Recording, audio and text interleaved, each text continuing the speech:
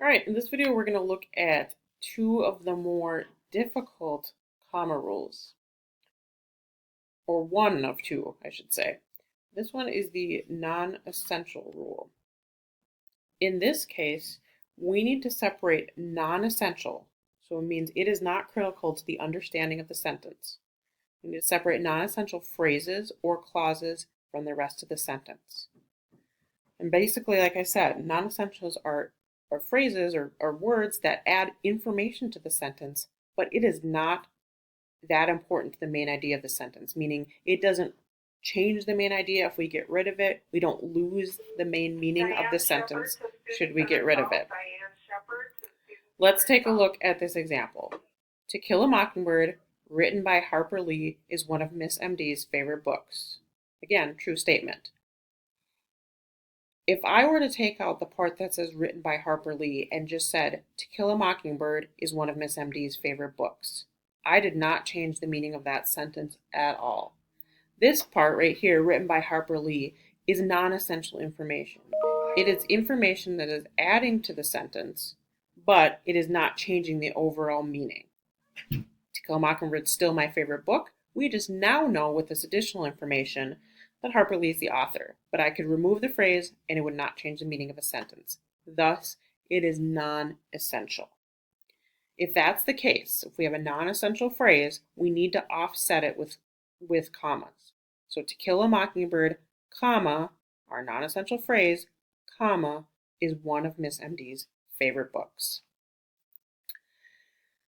Just a little bit more about non-essentials, or another example is when we have transitional type phrases like of course, for example, generally speaking, or some sort of parenthetical expression that interrupts the sentence.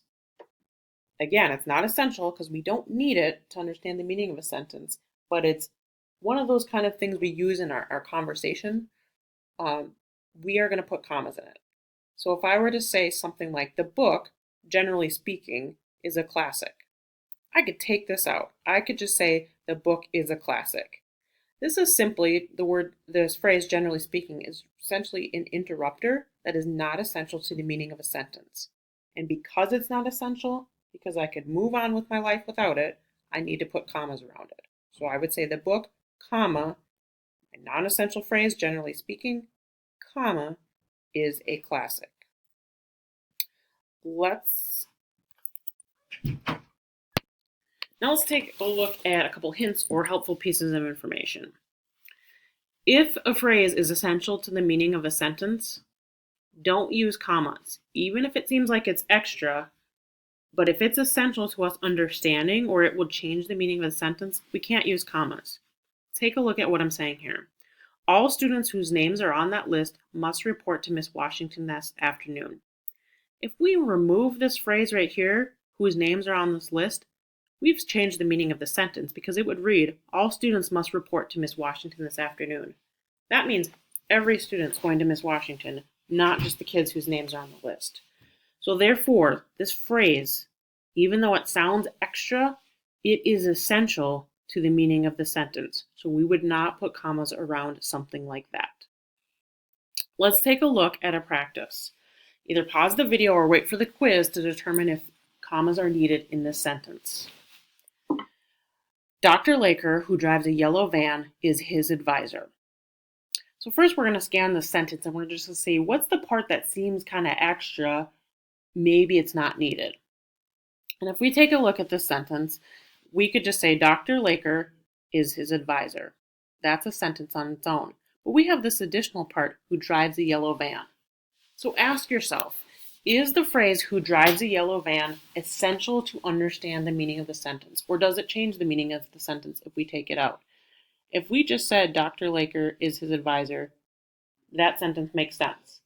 If we say he drives a yellow van, that does not change the meaning of the sentence at all. So we would need to add commas for that non-essential phrase. We would say Dr. Laker, comma, who drives a yellow van, comma, is his advisor. With those commas, we have offset this part that is not essential to the meaning of the rest of the sentence. So there is your information on non-essentials.